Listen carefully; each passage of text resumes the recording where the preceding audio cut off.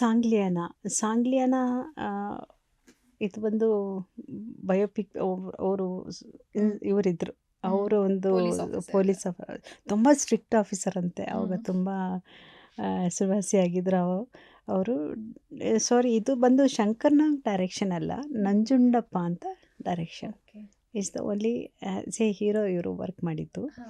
ನಂಜುಂಡಪ್ಪ ಅಂದ್ಬಿಟ್ಟು ನಿರ್ದೇಶನ ಮಾಡಿದ್ರು ಸಾಂಗ್ಲಿಯಾನ. ಫಸ್ಟ್ ಪಾರ್ಟ್ ಅದು ಮಾಡಿದ್ದು. ಬಟ್ ನಮ್ಗೆ ಗೊತ್ತಿರಲಿಲ್ಲ ಸೆಕೆಂಡ್ ಪಾರ್ಟ್ ಮಾಡ್ತಾರೆ ಅಂತ ಫಸ್ಟ್ ಪಾರ್ಟಲ್ಲಿ.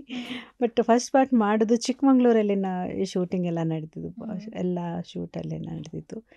ಇದು ಒಂಥರ ಹೊಸ ರೀತಿಯೇ ಈ ಒಂದು ಸಾಂಗ್ಲಿಯಾನ ಸ್ಟೋರಿನೂ ಅಷ್ಟೇ. ಒಬ್ಬ ಪರ್ಸನ್ದು ಸ್ಟೋರಿ ಮಾಡಿದ್ದು ಇದು ಸಾಂಗ್ಲಿಯಾನ. ಅವರ ಒಂದು ಸ್ಟ್ರಿಕ್ಟ್ ಆಫೀಸರ್ದು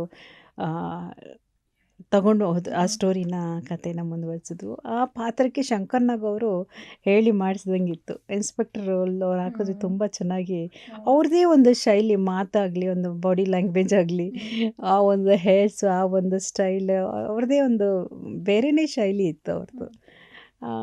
ಅದರಲ್ಲಿ ನಾನು ನನ್ನ ಒಂದು ವಿಷಯ ಹೇಳಬೇಕಂದ್ರೆ ಶಂಕರ್ನಾಗ್ಗೆ, ನಾನು ಒಂದು ಹೈಸ್ಕೂಲಲ್ಲಿದ್ದಾಗ ಅವ್ರ ಫ್ಯಾನ್ ಆಗಿದ್ದೆ ನಾನು. ನಾನು ಅಂದ್ಕೊಂಡೇ ಇರಲಿಲ್ಲ ನಿಜವಾಗ್ಲೂ ಅವರೊಟ್ಟಿಗೆ ನಾನು ಒಂದು ಹೀರೋಯಿನ್ ಆಗಿ ಇಷ್ಟು ಚಿತ್ರಗಳಲ್ಲಿ ಮಾಡ್ತೀನಿ ಅಂದ್ಕೊಂಡೇ ಇರಲಿಲ್ಲ. ಅವರ ಒಂದು ಹೇರ್ ಸ್ಟೈಲು ಇತ್ತಲ್ಲ, ಆ ಒಂದು ಇದಕ್ಕೋಸ್ಕರ ನಾನು ಇದಾಗಿದ್ದೆ, ತುಂಬ ಅವ್ರ ಫ್ಯಾನ್ ಆಗಿದ್ದೆ, ತುಂಬ ಇಷ್ಟಪಡ್ತಿದ್ದೆ ಅವರ ಚಿತ್ರಗಳನ್ನೆಲ್ಲ ನಾನು. ಒಂದು ಪಿಕ್ಚರ್ ಬಂದಿತ್ತು ಮಂಜುಳಾ ಮತ್ತು ಅವ್ರದ್ದು, ಅಯ್ಯೋ ಸೇಮ್ ಅಭಯ್ ನಾಯ್ಡು ಅವರೇ ಪ್ರೊಡ್ಯೂಸ್ ಮಾಡಿದ ಚಿತ್ರ. ಒಂದೇ ಒಂದು ಆಸೆಯು ತೋಳಲಿ ಬಳಸಲು, ಒಂದೇ ಒಂದು ಬಯಕೆಯು ನಿನ್ನ ಮುತ್ತಾಡಲು, ಹೋ ಹೋ ನಿನ್ನ ಮುತ್ತಾಡಲು. ಈ ಒಂದು ಸಾಂಗ್ ನನಗೆ ತುಂಬ ಇಷ್ಟ ಆಯಿತು. ಅಲ್ಲಿ ಫ್ಯಾನ್ ಆಗಿದ್ದು ನಾನು. ಲಾಸ್ಟಲ್ಲಿ ಅವ್ರ ಜೊತೆ ಮಾಡಿದಾಗ ನಾನು ಒಂದ್ಸರಿ ಪಿಂಚ್ ಮಾಡಿಕೊಂಡೆ, ಇಟ್ ಈಸ್ ಕನಸ. ಸೊ ತುಂಬ ಖುಷಿ ಆಯಿತು ಅವ್ರ ಜೊತೆ ಕೆಲಸ ಮಾಡಿದ್ದು.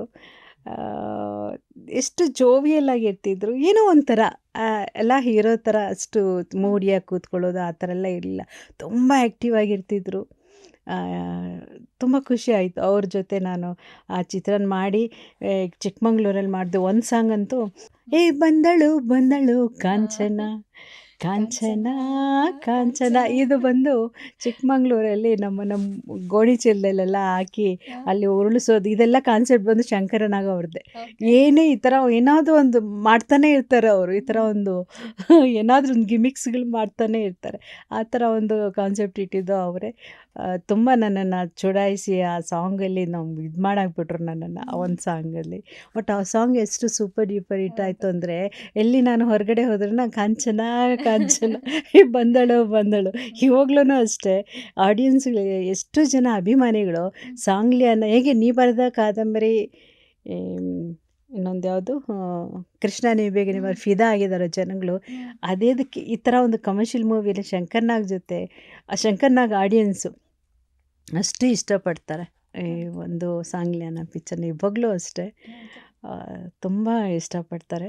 ಫಸ್ಟ್ ಹಾಫು ಚೆನ್ನಾಗಿತ್ತು, ಅದು ಹಿಟ್ಟಾಯಿತು, ಸೂಪರ್ ಡೂಪರ್ ಹಿಟ್ಟಾಯಿತು. ಒಂದೊಂದು ಕಾನ್ಸೆಪ್ಟ್ ಆ ಚಿತ್ರದಲ್ಲಿ.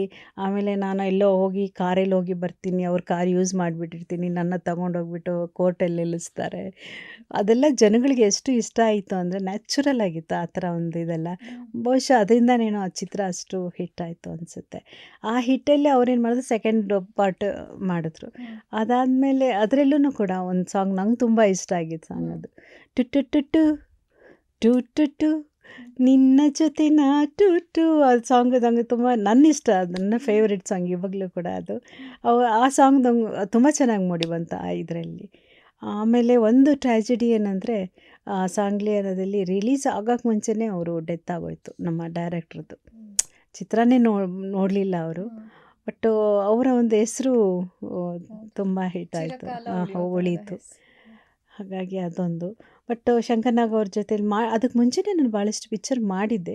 ಎಲ್ಲ ಚಿತ್ರಗಳು ಚೆನ್ನಾಗಿ ಸಕ್ಸಸ್ ಆಗಿದೆ. ಬಟ್ ಇದು ತುಂಬ ಚೆನ್ನಾಗೋಯ್ತು. ಹ್ಮ್. ಎಲ್ಲ ಜನಗಳ ಮನಸ್ಸಲ್ಲಿ ಇವಾಗಲೂ ನಿಂತ್ಬಿಟ್ಟಿದೆ. ಸಾಂಗ್ಲಿಯನ್ನ ನಂಬರ್ 1 ನಂಬರ್ ನೀವು ಹೇಳ್ದಾಗೆ ಈ ಒಂದು ಸೀರೀಸು ಹೊಸ ಕಾನ್ಸೆಪ್ಟ್ ಕನ್ನಡ ಒಂದು ಇಂಡಸ್ಟ್ರಿಯಲ್ಲೇ ಫಸ್ಟ್ ಪಾರ್ಟ್, ಸೆಕೆಂಡ್ ಪಾರ್ಟ್ ಅಂದ್ಬಿಟ್ಟು ಅದಾದ ನಂತರ ಭಾಳಷ್ಟು ಚಿತ್ರಗಳು ಮಾಡ್ಕೊಂಡು ಬಂದರು ಹಾಗೆ.